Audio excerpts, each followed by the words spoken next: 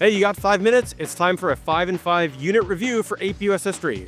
Ready to learn how to get a 5 on your APUSH exam?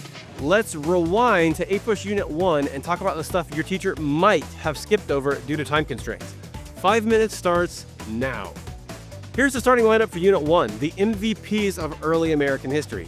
Number 1, the Pueblo peoples. In the Southwest, they built irrigation systems, farmed maize, and lived in complex cliff dwellings. No, Native Americans weren't all nomads.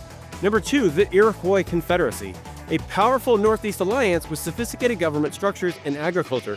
Think democracy before democracy. Number 3, Christopher Columbus, Italian sailor funded by Spain in 1492. He didn't find Asia, but he found the Caribbean. His voyages kicked off the Columbian Exchange and sparked the era of European colonization. And finally, number 4, Bartolomé de las Casas, a Spanish priest who spoke against native abuse. His writings showed that debates about colonization and morality began right from the start. These 4 MVPs shaped the early drama, diverse native societies, global explorers, and voices of resistance. And now for the moments that changed the course of history. The Columbian Exchange, a massive biological and cultural swap. Crops like corn and potatoes went to Europe, and horses and smallpox came to the Americas. The result?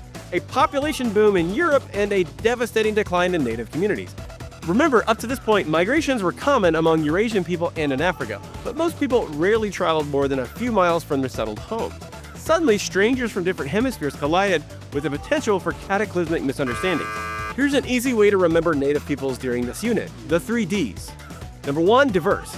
Different languages, customs, and cultures. Number 2, disunified. No single political identity across groups. And finally, number 3, disposable, at least in the eyes of Europeans.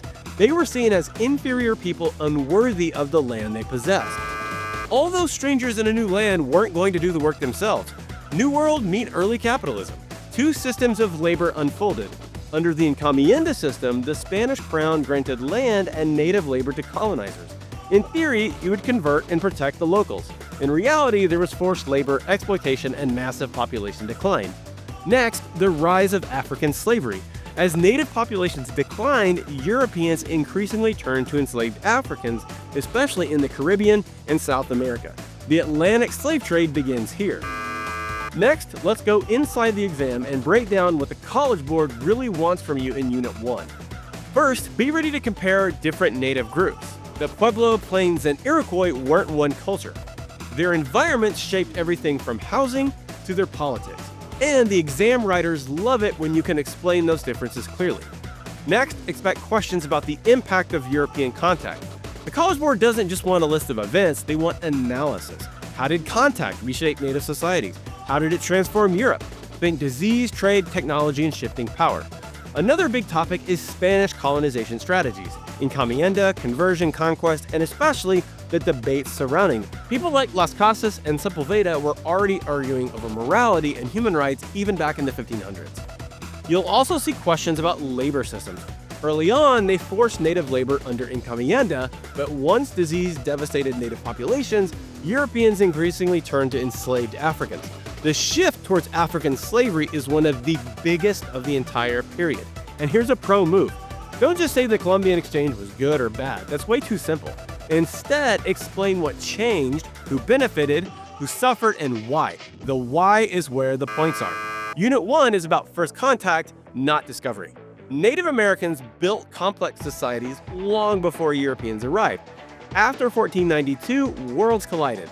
Lives were lost, empires rose, and the environment, economies, and cultures of both hemispheres were permanently transformed. From indigenous peoples to incoming English settlers and pueblos to plantations, you've got the foundation down pat. Now, go score a 5 on this section of the APUSH exam. Get a comprehensive 30, 90, 180, or 360-day APUSH review course that will help you boost your score and be a standout candidate for competitive colleges, majors, and scholarships. Visit collegeprep.uworld.com/AP.